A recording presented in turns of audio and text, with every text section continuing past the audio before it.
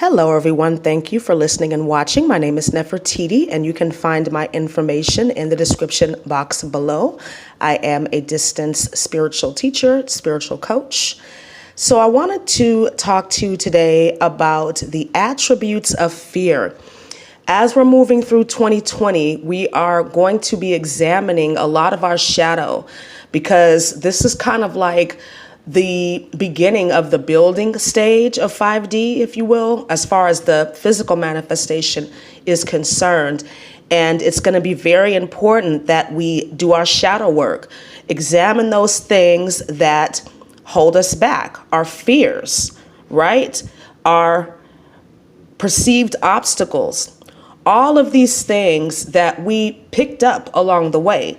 Because when we're babies, we only have two fears: fear of falling and fear of loud noises. So whatever we're afraid of now, besides those two things, we've learned, or it's been impressed upon us by, like I always mention, the well-meaning adults in our world.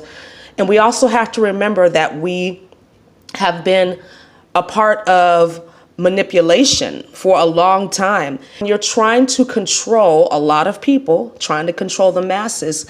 Fear is a useful tool, because fear spreads. Fear is like a track star, right? I love when Billy Osbrook says that. Fear is like a track star. You can't outrun it, okay? And most of the fears that we have are very subconscious, because they were impressed upon us when we were younger. And these fears have attracted more fears, because like attracts like. It's one of the universal principles, right? As we attract more fears and we start to build out from that core fear, the more and more absurd those fears get. So just take a look at this list of phobias. If you have one of these, you've decided to have one, right? Think about it. It's like we've made up a fear, something to be afraid of, because we have that core belief that we have to be afraid of something. So I'm not exempt from this either. Like, there's things I'm afraid of. I'm terrified of spiders. Bugs in general, any type of big bugs. When they show up as spirit animals for me, I'm like, no, no, no, no. But I know they have a message for me. There's a lot of ways that fear shows up. And I feel like it's going to be important for us to recognize this as we move forward, because it's very insidious. I mean, we have the obvious fears, right? Like if somebody pulls a gun on you, if your life is being threatened, or if you get into a car accident. You know, those acute fears, things that happen and they trigger an immediate fear response in you. But there are other fears that we have that kind of play out in our life, and we might not even be aware of it. So one of them is people pleasing, right? The desire to make everybody happy, which we all know is impossible. We're not in control of how other people feel.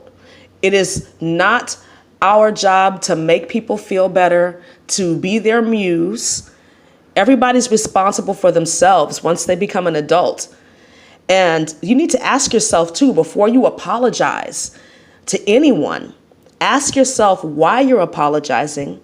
And then if somebody's apologizing to you, they better have a very good reason. Most of the time we're just like, I'm sorry, just because we want to diffuse the situation, or because we don't want somebody to be mad at you or mad at us. And we have to be always focused on the truth as light workers to the best of our ability. So if somebody apologizes to you, I would ask them why. Why are you apologizing? What do you feel like you've done?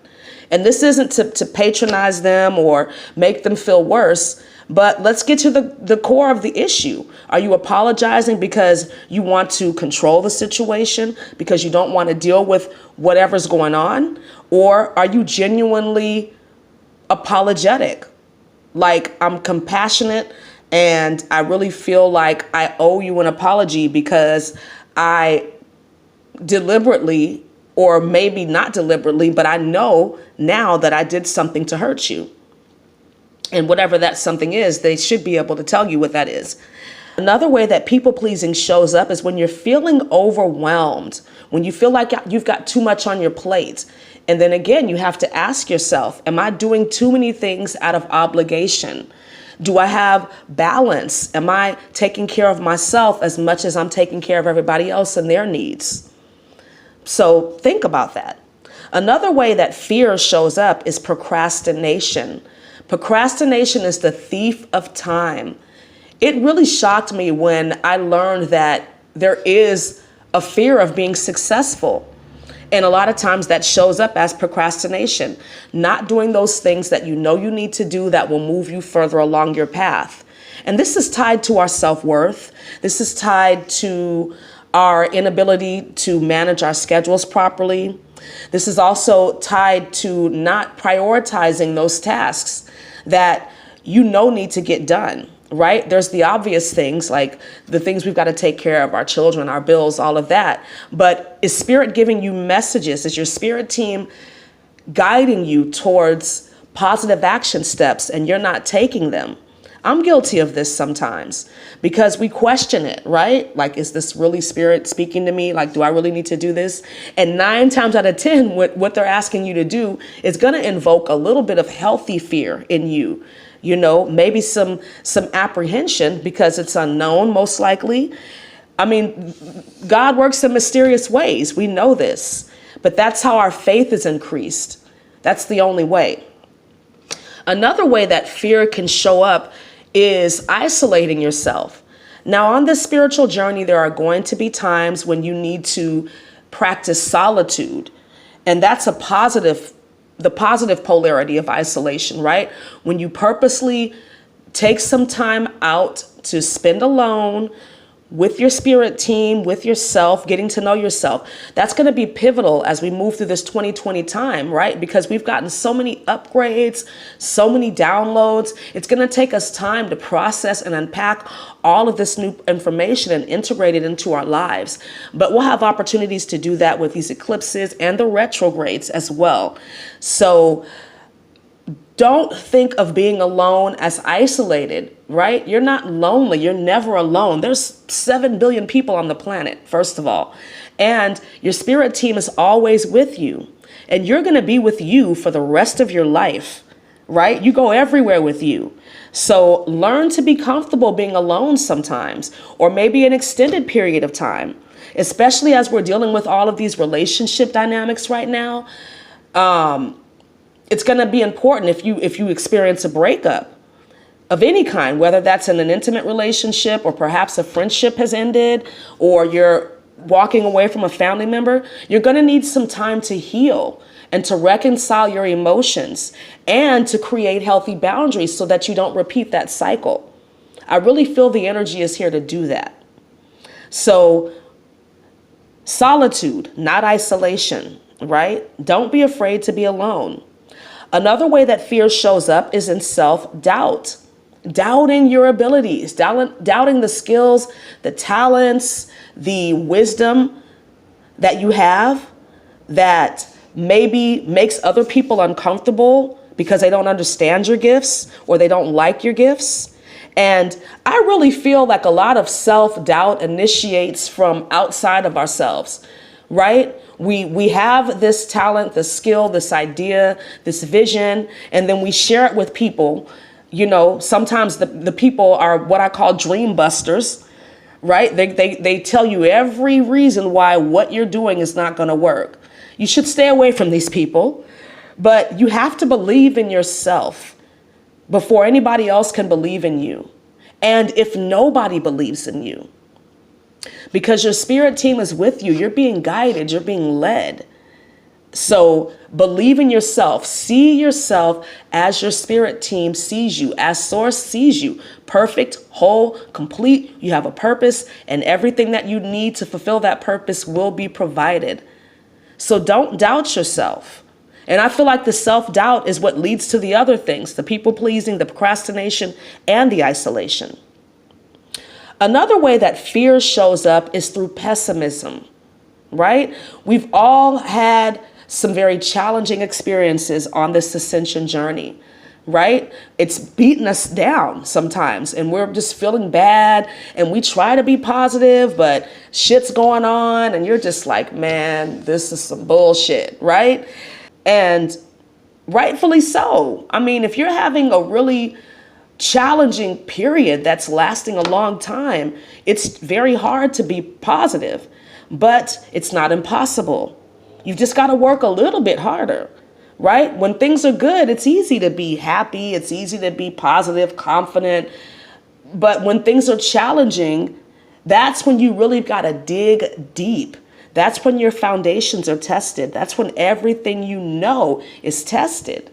Will I continue to use my positive affirmations? Will I remember that fear only exists in my mind and it's only real if I think it's real? Can I remember that 98% of the things that I'm afraid of usually don't even happen? Most of the time they don't happen. And can I understand that my pessimism is only creating a block to my manifestation? Can consciously choose to allot time to our emotional release and our emotional health and well-being.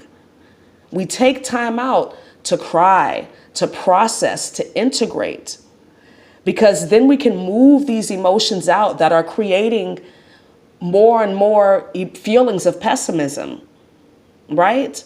At least getting ourselves back to a state of neutrality where we're kind of like, okay, whatever happens, happens. I'm surrendered.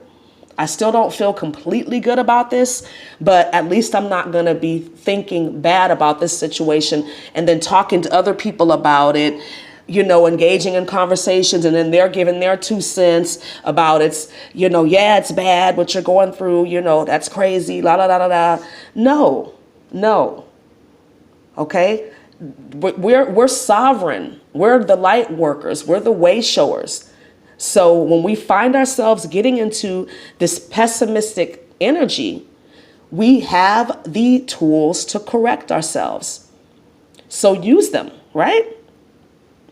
So some of the ways that we can uncover our fears, do the conscious work, is through shadow work, like I mentioned earlier. And this could be done in a variety of ways, like allotting time for yourself. Journaling is a great way to get in touch with your shadow, because this is just you pouring yourself out on paper or on a Word document. And then you can go back and read it and examine it and really think about, the things that are there. Why am I afraid of this? Why am I letting this hold me back? What am I really, really afraid of? Getting to the roots of the issue.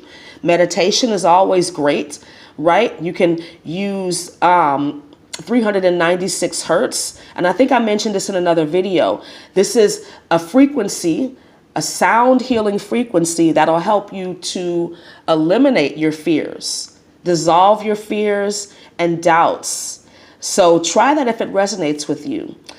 Another way that you can release fear is to simplify your life. The less things that you have in your life, the less you have to worry about. I am really, really focused on this, especially this year. Just really seeing what it is in my life that I really need and what I don't. Are there things in my life that are creating fear responses in me?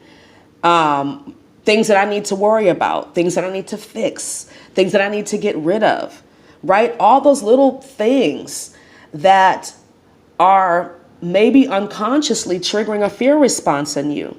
So declutter your life, simplify your life. This goes for your expenses, the things that you own, obviously, and your habits. The things that are just things that you're doing, right? And we all have these things. We all have habits that we need to replace. I don't feel like we can eliminate habits. We need to replace them. So examine these things, all right? So I hope this video was helpful for you. Please like, comment, subscribe, and share. And if you would like to donate to my channel, if you want to support my work, my Venmo and PayPal links are listed below. If you'd like to book a session with me, you can do so by emailing me at onebodywm@gmail.com, and I will send you session information and pricing. All right, so thanks again. Have a wonderful day. Namaste.